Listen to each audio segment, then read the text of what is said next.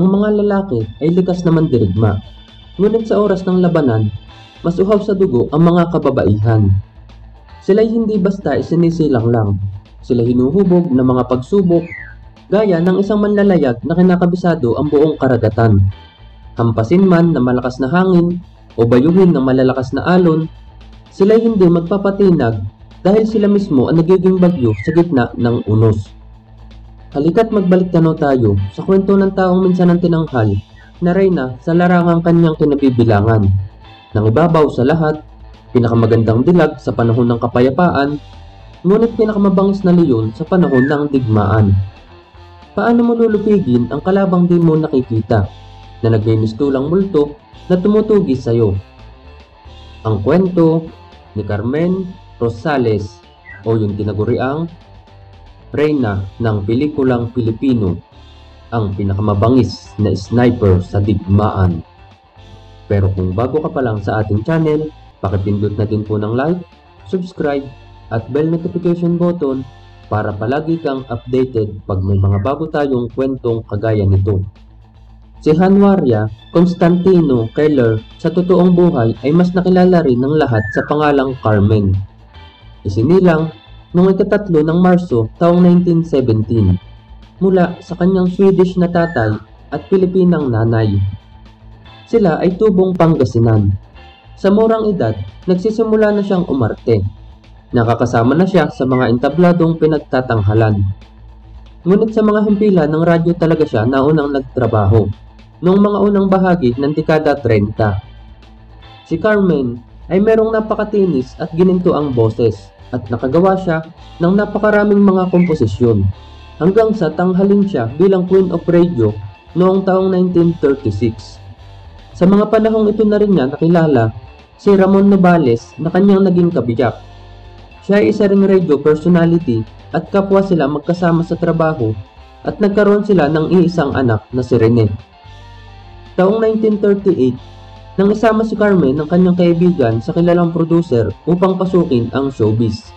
Ngunit na-reject si Carmen dahil ayon sa kanila ay wala itong potensyal na mag-artista.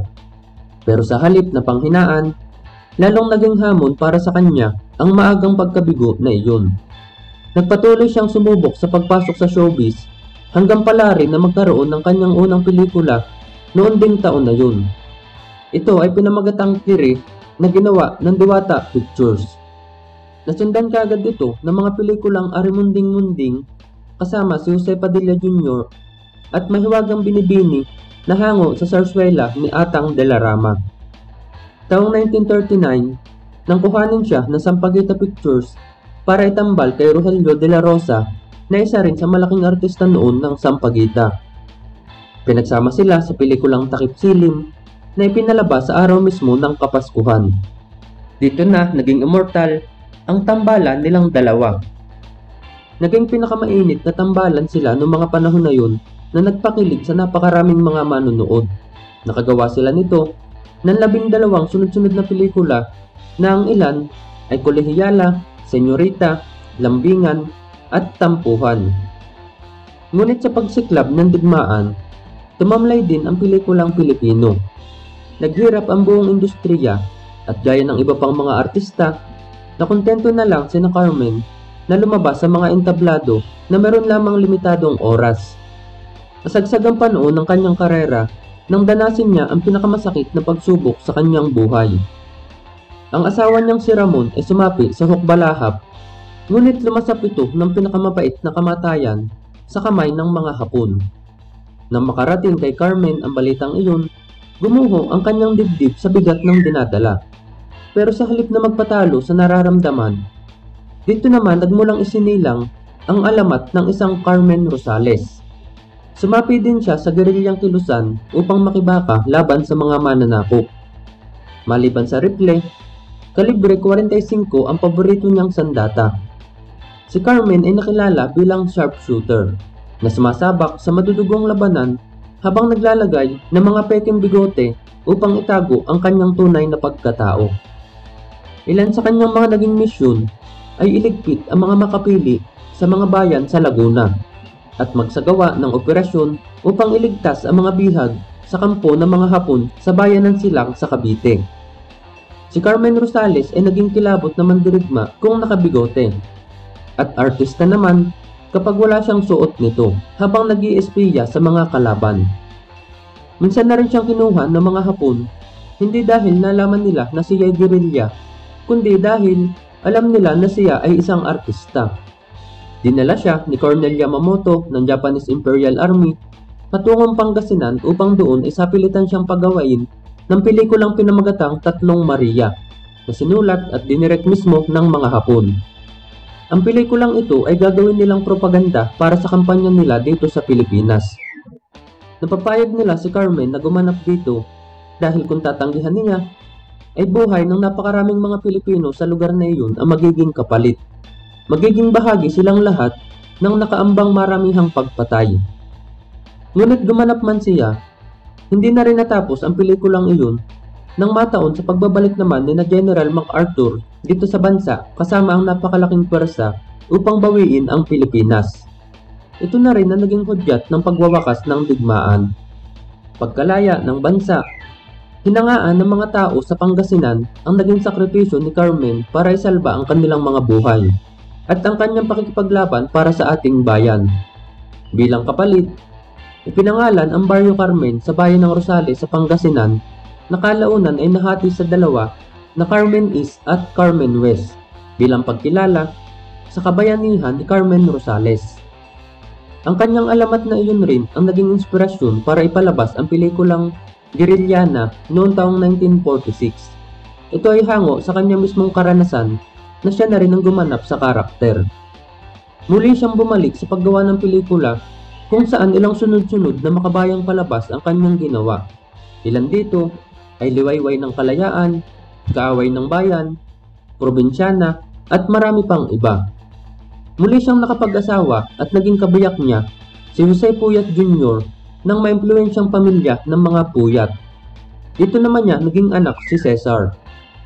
Dahil na rin siguro naging ganun kabantog ang kanyang pangalan, lalo pang namayagpag si Carmen Rosales sa paggawa ng mga pelikula. Simula sa huling bahagi ng dekada 40 hanggang dekada 60, siya ang itinuturing na pinakamataas na halaga ang talento. Muli siyang nakipagtambalan kay Rogelio de la Rosa habang nasa Sampaguita. Pinagpalit-palitan din siya ng mga pinakamalalaking produksyon noon, kasama na ang LBN at Premier Productions, kung saan lahat sila ay nagawa ni Carmen ng mga pelikula na halos lahat ay pumapatok sa takilya kapag siya na ang lalabas, na hindi na po natin kailangang isa-isahin pa. Sa madaling salita, si Carmen Rosales ang itinuturing noon na pinakamalaking artista at reyna ng pelikulang Pilipino. Dekada pa ang lumipas bago ang kinin ni Susan Roses at Amalia Puentes ang kaparehong titulo. Siya na rin ang orihinal na superstar bago pa man sumikat si Nora Honor. Dekada 60 nang siya ay tuluyang magretiro sa showbiz, na tumagal ng higit 40 taon bago pa man magsimula ang digmaan. Huling lumabas si Carmen Rosales sa programang Eye to Eye ni Inday Badiday bago gawing pribado ang kanyang buhay. At ginugol na lang niya ang mga nalalabing oras para sa kanyang pamilya.